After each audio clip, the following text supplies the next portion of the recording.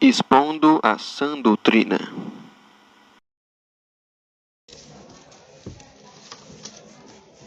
E desde ontem nós começamos a estudar sobre o Evangelho, que tem quatro pilares: criação, queda, redenção e consumação. E hoje nós iremos estudar a queda. Então, nós iremos ter apenas 2 textos básicos, mas antes de começar, vamos fechar nossos olhos e orar. Senhor, eu já peço primeiramente perdão pelos nossos pecados, porque nós somos falhos. Tenha misericórdia, Pai, de nós. Derrama o Teu Santo Espírito, Senhor, para que venhamos compreender a Tua palavra. Nós não somos dignos de estar em Tua presença.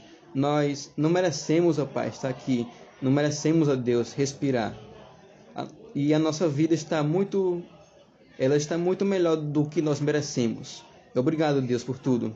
Que o número de jovens aqui, neste lugar, venha crescer, para que ouçam a Tua palavra e sejam salvos. Seja, Pai, conosco, nos dá sabedoria e entendimento, e que o Teu nome seja glorificado. Em nome de Jesus. Amém.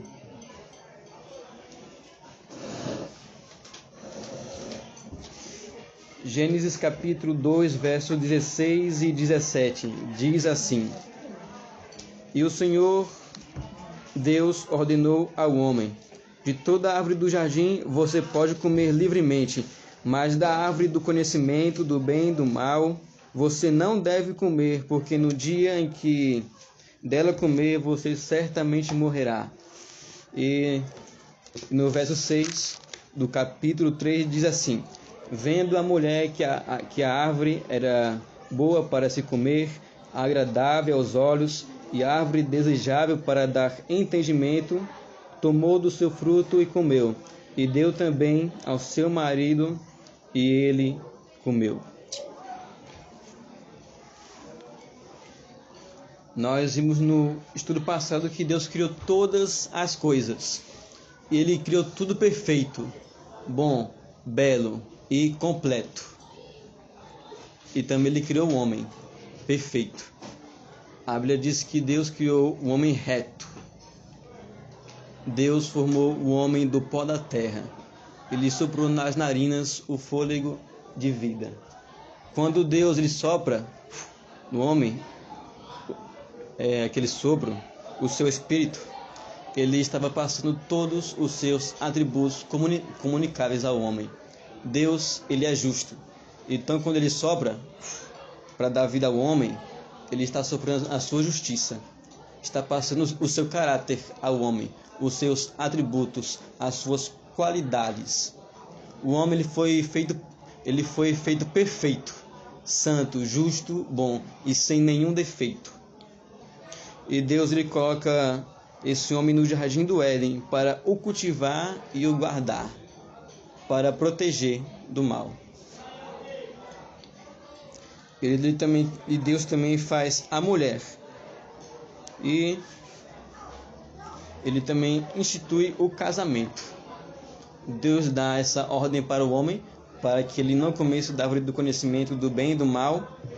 E o homem, consequentemente, ele passa essa ordem para a mulher, Eva, para que ela também não comesse do fruto.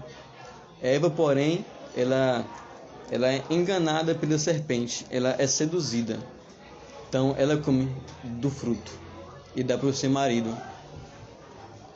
Deus colocou ele colocou Adão naquele jardim para que ele protegesse algo que ele não fez. Infelizmente, ele deve ter colocado o seu amor por Eva acima do amor por Deus. Por isso que ele comeu. E o diabo sempre vai fazer isso. Ele primeiro corrompe a mulher, porque a mulher é mais frágil do que o homem. Então, corrompendo a mulher, também corrompe o homem. Mas Deus disse: se você comer, certamente morrerá.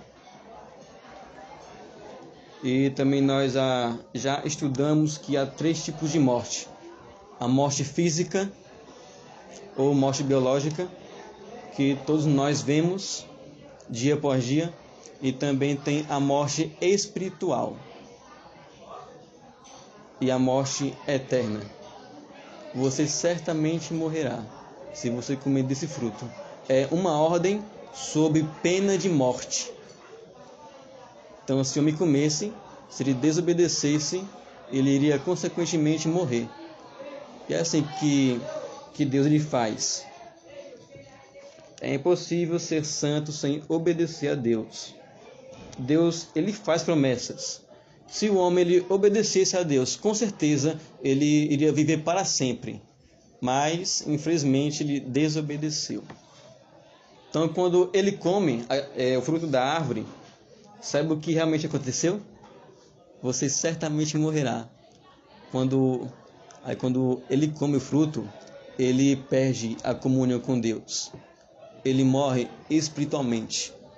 Ele fica debaixo da ira de Deus e também da sua maldição. Ele fica sujeito a todas as misérias nesta vida, também a morte e a condenação eterna no inferno. O homem ele morreu espiritualmente e daí para frente só foi para trás.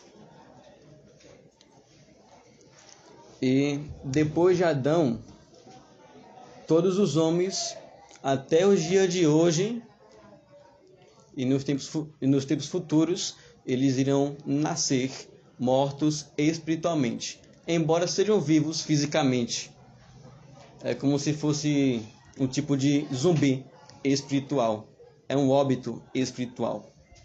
E Salmo 51, verso 5, Davi, ele fala assim: eu nasci na iniquidade e em pecado me concebeu a minha mãe. O homem, ele já nasce no pecado. Aqui também diz: os ímpios se desviam desde a sua concepção, nascem e já descaminham, proferindo mentiras. Salmo 58, 3. Nós já nascemos no pecado. E nós também percebemos isso quando a mãe está cuidando do o filho, né? Ele começa a bater no rosto da mãe, fazendo um monte de arenga, chorando. Então isso não é nada mais e nada menos do que o pecado. Não coloque o dedo na tomada, né? A filha vai lá, coloca, e é o choque. Nós já nascemos no pecado.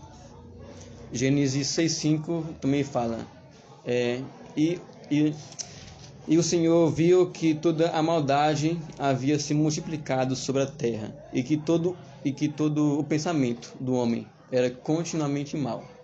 Todo pensamento. Esse verso que acabei de falar está falando do homem antes do dilúvio. As águas limparam a terra dos homens, mas não purificaram os seus corações. O homem ele está corrompido na mente. Eu creio que não irá dar tempo para falar tudo. E o homem também não entende as palavras de Deus, a Bíblia. O homem também, Salmo 14, verso 1, ele diz assim: diz o insensato no seu coração, não há Deus. Spurgeon disse que o correto desse salmo seria: eu não aceito Deus. O homem que vivia na presença de Deus, o homem que foi feito para obedecer e amar a Deus, depois do pecado, agora ele desobedece e odeia a Deus. Não quer mais saber do seu Criador. Esses somos nós, ou éramos, antes de Cristo nos salvar. O homem também está corrompido nas suas vontades. Há no coração do ímpio a voz da transgressão.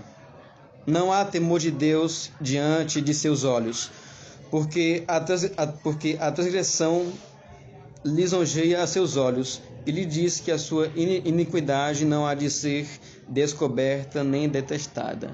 O pecado. Sempre que nós olhamos ou ouvimos alguma coisa, ela vai causar alguma reação. Ela pode nos atrair ou nós podemos rejeitar. Pode ser boa ou pode ser ruim. Há no coração do ímpio a voz da transgressão. Um coração mau que fala: transgrida a lei de Deus, vá, faça isso. E se nós estamos sem Cristo, a única coisa que nos chama a atenção é o pecado.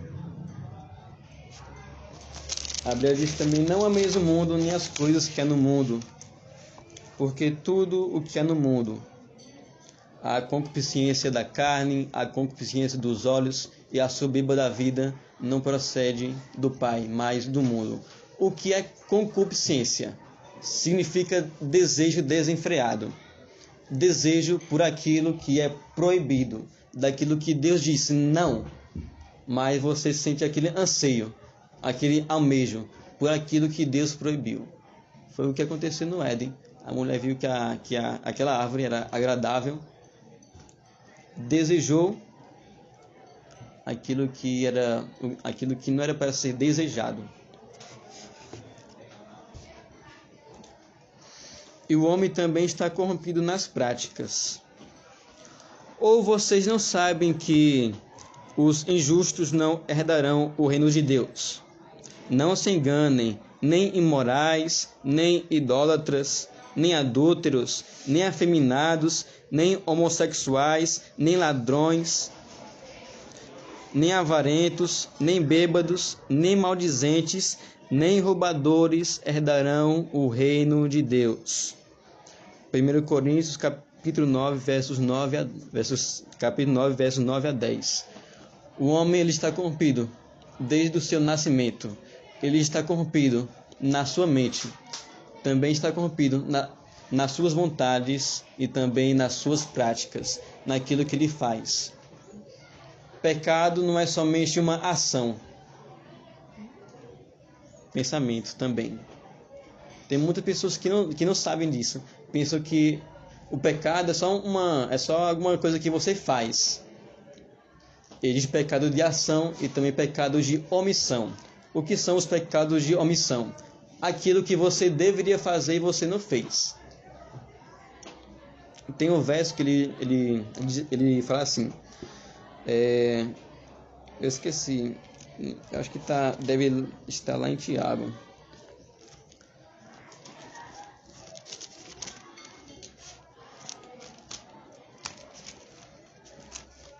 Mas bem, ele fala assim: se você sabe, achei. Portanto, aquele que sabe que deve fazer o bem e não o faz, nisto está pecando. Pecado de omissão. Isso também é pecado. Vou ler outro verso também, que anotei. Ora, as obras da carne são conhecidas e são imoralidade sexual, impureza, libertinagem, idolatria, feitiçarias, inimizades, rixas, ciúmes, iras, discórdias, divisões e facções, invejas, bebedeiras, orgias e coisas semelhantes a estas. E declaro a vocês, como antes já os preveni, que os que praticam tais coisas não herdarão o reino de Deus. Está lá em Gálatas 5, verso 19 a 21. São coisas que a palavra de Deus proíbe, e todos nós já quebramos todos os 10 mandamentos. Todos. Seja por pensamento, seja por ação ou omissão. Mas mesmo o homem, ele estando corrompido, mesmo ele estando em pecado, ele ainda assim é a imagem e semelhança de Deus. Porém, ele é como se fosse um espelho, aquele espelho.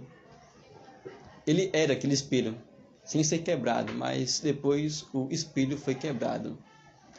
E quando você olha em um espelho quebrado, como é que fica a sua imagem?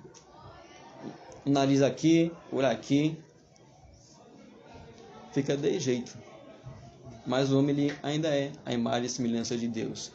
E isso está lá em Gênesis capítulo 9, verso 6. Ainda é. O homem ele foi corrompido em todo o seu ser. Em tudo. Mas a lei de Deus ainda está no coração do homem. Tem a lei escrita, os 10 mandamentos, e também tem a lei que está no coração do homem. E essa lei ela está desfigurada ou apagada, quase por completa. E é por isso que o homem ele ainda tem um senso de moral, sabe um pouco entre certo e errado. Mas tem vezes que o homem ele chama aquilo que é bom de mal e aquilo que é mal de bom. Tem vezes que ele faz isso.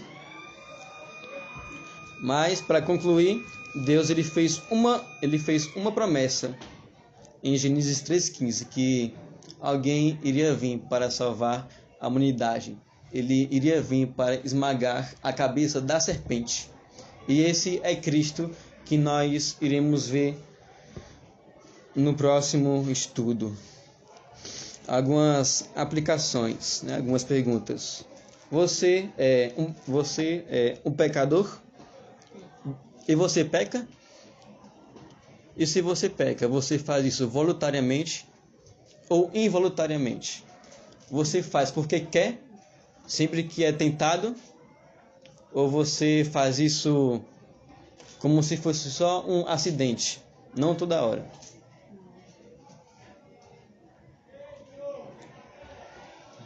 E a sua convicção de pecado, a cada dia que você anda com Deus, ela vai crescendo ou não? E lendo cada verso, nós temos que nos sentir miseráveis mesmo. Porque em nós não habita nenhum bem. E realmente, você luta contra o pecado? E último, você anda com Deus, assim como Enoque andou? Que Deus tenha misericórdia de nós. E vamos orar para concluir. Oremos. Senhor, obrigado, Pai, por esse estudo, porque o Senhor é bom. Tenha misericórdia, Pai, de nós, porque nós somos miseráveis, porque nós merecemos a Tua ira.